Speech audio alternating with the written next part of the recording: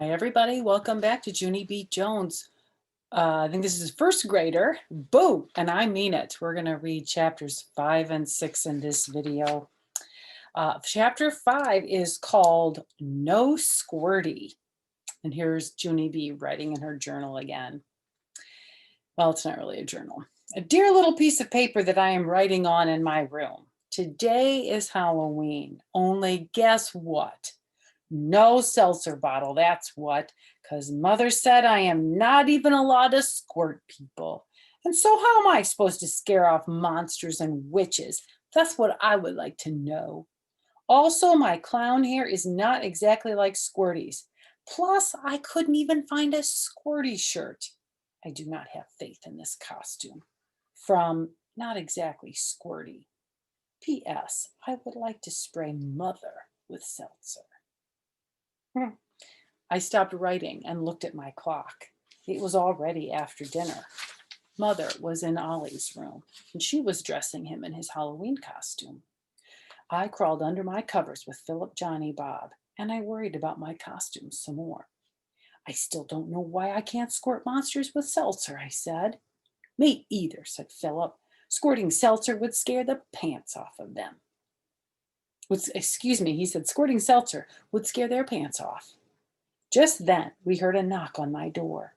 I did not say come in, but Mother came in anyway. That is a bad habit of hers. I peeked my eyes out over the covers. Mother was holding baby Ollie, and he was wearing a cow suit. That's a good costume for him because his favorite word is moo. My grandma Miller made it for him for Halloween. Mother put Ollie on the floor. Moo, he said. I made the cuckoo sign at him. Come on, Junie B, let's go, said Mother.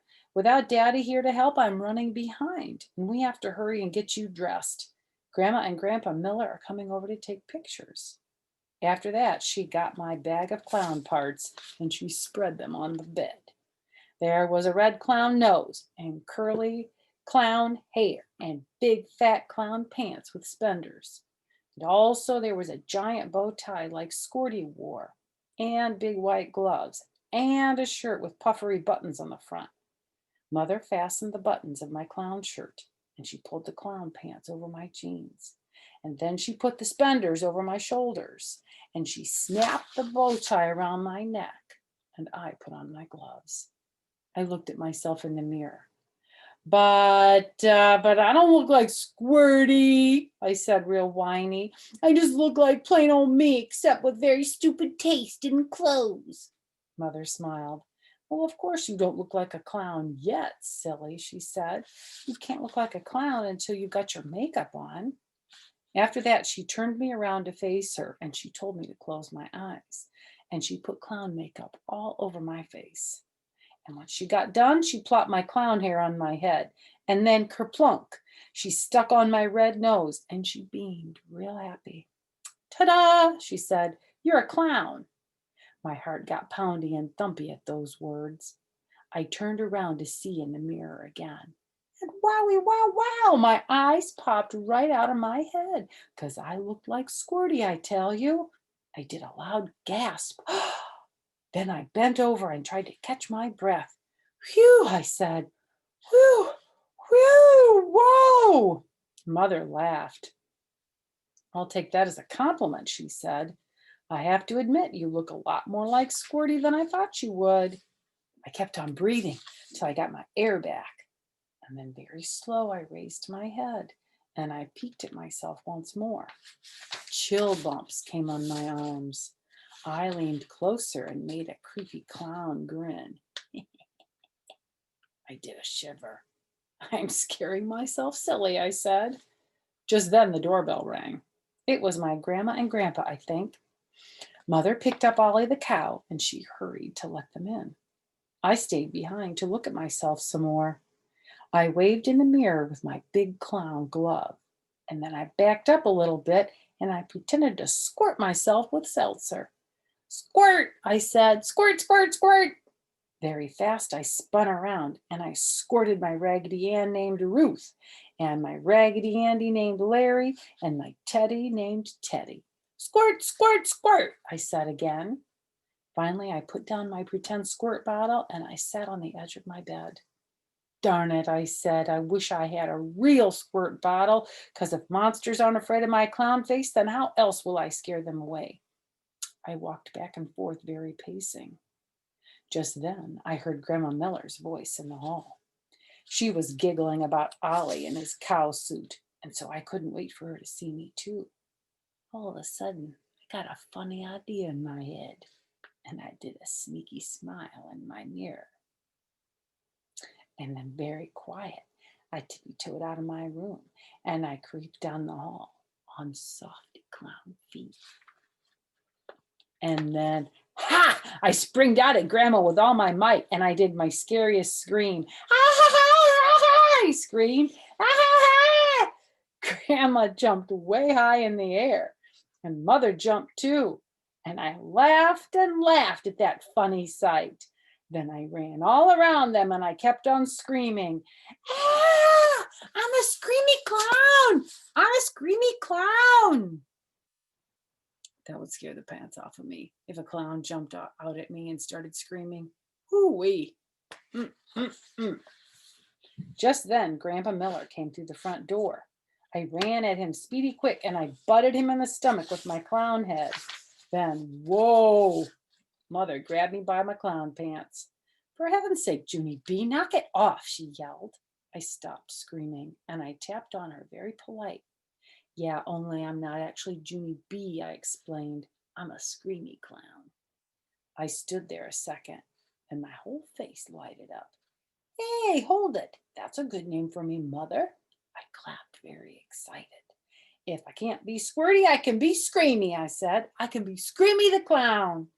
After that, I ran to get my Halloween bag, and I laughed some more, 'cause Screamy the Clown can scare the pants off of people, I bet, even without seltzer.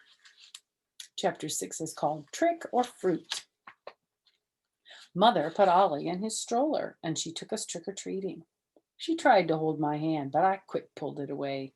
Yeah, only I'm not even a scaredy cat baby, I said. I am Screamy the Clown. After that, I speeded up my feet, and I walked very fast in front of those two. Our first neighbor's house is where grouchy Mrs. Morty lives. Grouchy Mrs. Morty lives all by herself with grouchy Mr. Morty. Their yard has lots of lawn decorations on it. Only do not accidentally take a little elf from their garden, or else grouchy Mrs. Morty will threaten to call the cops. I ran up their porch steps, and there was a big trick-or-treat boy already there. He was ringing the doorbell. I looked at him very close. He was wearing fishing boots and a fishing pole. I waved at him with my clown gloves. Hello, how are you today? I am Screamy the Clown, I said, and I can scare the pants off people. The boy rolled his eyes at me. He didn't say any words. I pulled on his fishing pole, very friendly. So what are you dressed as? I asked. The boy sucked his cheeks into his head.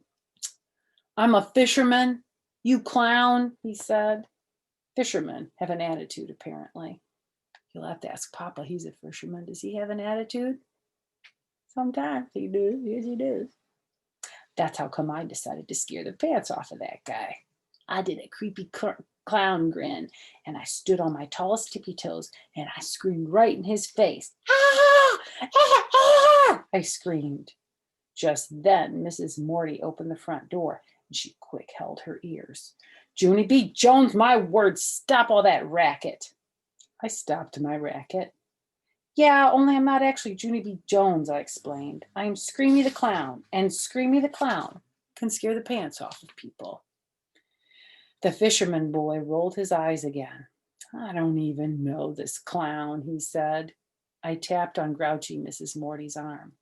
Trick or treat, give me something good to eat, I sang, very amusing. Grouchy Mrs. Morty picked up a big bowl, and she gave us each an apple.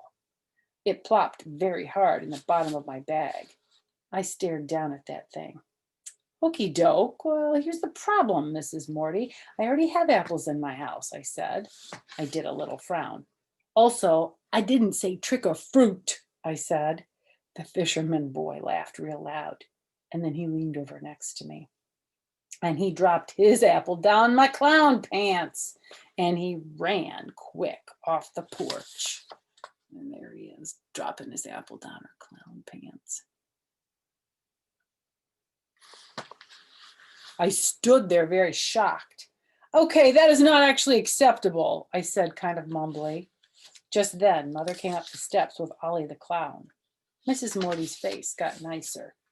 She patted Ollie's clown head.